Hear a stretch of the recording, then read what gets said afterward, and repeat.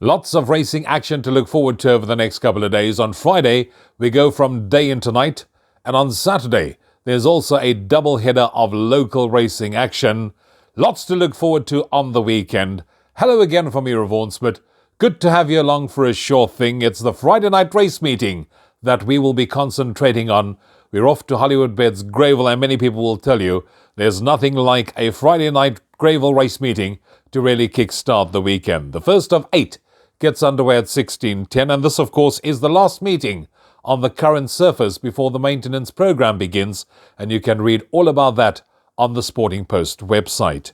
You also have to be on, of course, 5 minutes before the advertised starting time if you are going to be taking your Hollywoodbet punted challenge selections. Take the bet slip and put yourself in line to win the big cash incentive. First race at 16:10 is also the first leg of the buy pot, a field of 7 to contest the opener. It's an open maiden for fillies, where 7 runners will contest the 1600-metre contest. And if one looks at the form, there's precious little juice between number 4 Royal Mermaid and number 7 Nautical Landing. There was 0.4 lengths in it separating these two when they last met. I'm ever siding with number 4 Royal Mermaid, reason being, show the necessary improvement from first to second start.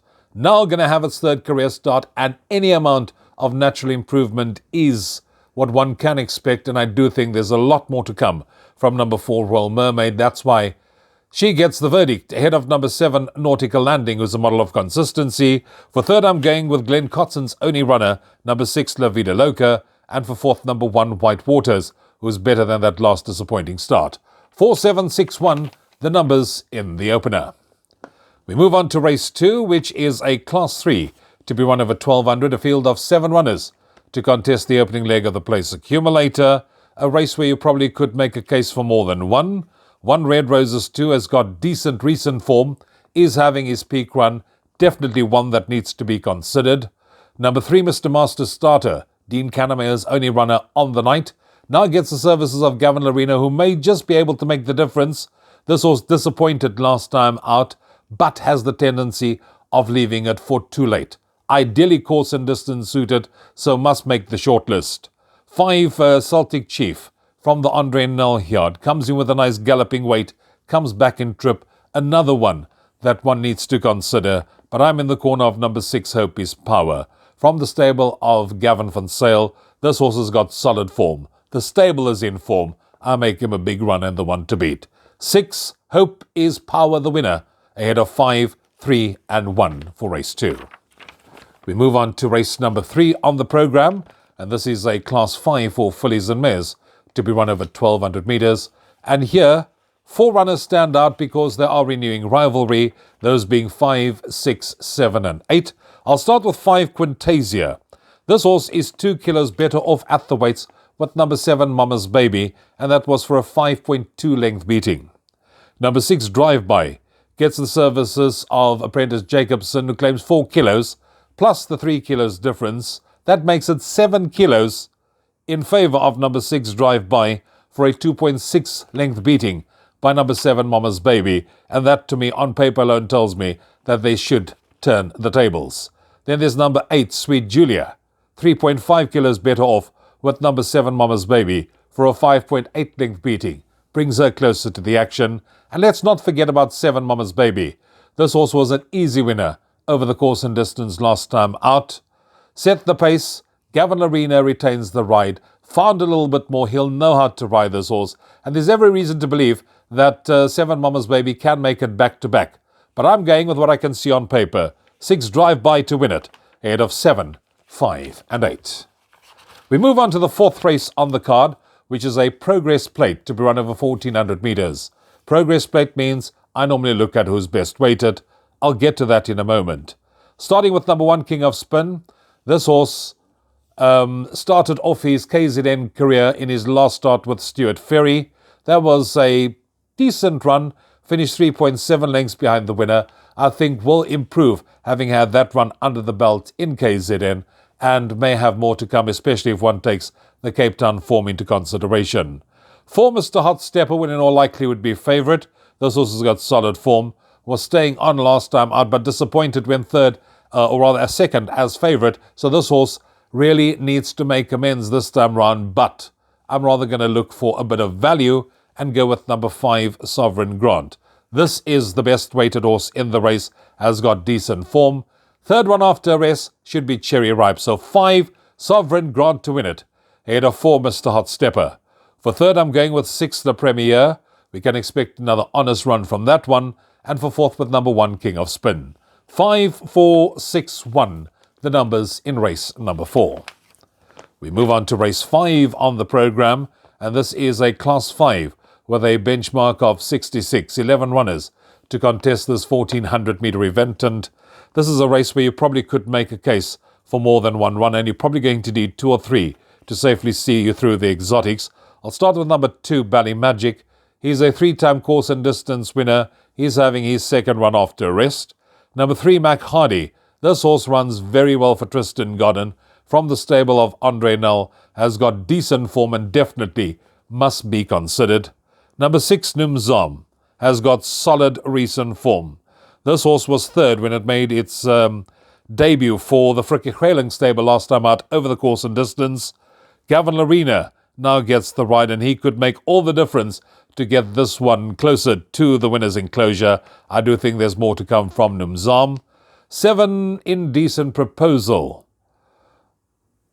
This one brings solid Cape Town form to KwaZulu-Natal. He's having his first run for the stable of Gareth van Sale up in the province, and I do think that this horse needs to be considered. Wasn't the most consistent in Cape Town, but because of the form it brings to the province, definitely must be taken into account.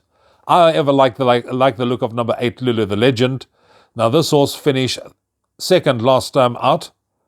The horse that finished fourth was a horse called Dapper, subsequently come out and frank that form line. This horse is a model of consistency, but is returning from a bit of a break, and I do think the break would have done this horse the world of good. So I'm going 8, Lulu the Legend to win it, ahead of 3, 6, and 2. Moving on to the 6, which is a D Stakes, 8 runners to contest this 1800-meter event. And Alison Wright, I think, holds the key to the outcome of this race. In fact, I make it a race in 2 between number 4, King Bavarian, and number 7, Wave Warrior, both from the Alison Wright yard. Both have solid form. In fact, I'm marginally going to side with number 7, Wave Warrior, because this horse has got the form to be competitive, will be up with the pace and staying on, and I do think can go one better. So I'm going to tip 7, Wave Warrior to win it, ahead of 4, King Bavarian. For third, I'm going with 3, English Primrose, who comes back from a bit of a break. And for fourth, I'm going with number 6, Rowan's Dream, who could pop up with a nice galloping weight of 53. 7, 4, 3, and 6, the numbers in race number 6. Moving on to race 7, which is a Class 4, a race for fillies and mares, 13 runners to contest this 1400-meter event. And, tough race. A case can be made for at least 3 or 4 in this particular race. Let's start with number 1, Chelsea Flower. This horse lacked to finish last time out, but loves to race up handy, and I do think being back on Polly, we can expect a much improved performance. Number 2, Sky Tricks. Now, this horse is having his second run after rest, and I think should strip a lot fitter.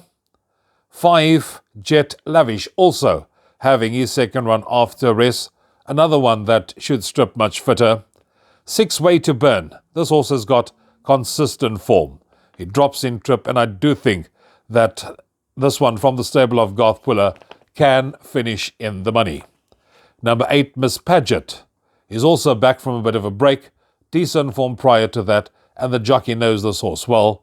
But I'm going to side with number 10, Pour Some Sugar on Me, because the horse that finished just ahead of this in second was a horse called Lucrative, who has subsequently come out and won. This horse has got solid form from the stable of Dennis Bosch. Rachel Venniker takes the 1.5 off the back, so 10, Pour Some Sugar on Me to win it, ahead of 6, 5, and 1. And that takes us on to the last race on the program, which is a Class 4, 12 runners to contest this 1400-meter contest, and a really tough end to the day as well. Another race where one could make a case for at least 3 or 4 of them. Number 2, Imperial Power, is back from a bit of a break. Number 3, Voldemort, went for this one last time out. He got up close home to win that last race. I do think that he can possibly follow up with another win, but I like the look of number 4, Kimble O'Hara. Now, if one looks at the form, that last 2 runs was narrowly beaten in both those starts. I do think that this one can be rewarded for consistency, so I'm going with 4, Kimble O'Hara to win it. Ahead of number 9, Benny in the Area, who is a dangerous front runner. For third, I'm going with number 6, Terminator. And I do think Terminator, with that consistent form, can make his presence felt if he takes to the poly. And for fourth, I'm going with number 10, Kings Island. 4, 9, 6 and 10, the numbers in race 8. That takes care of racing on Friday night at Hollywoodbets Greyville. Trust you'll have an enjoyable and profitable evening. Till next time, from me, Rouvaun. Take care. Cheers for now.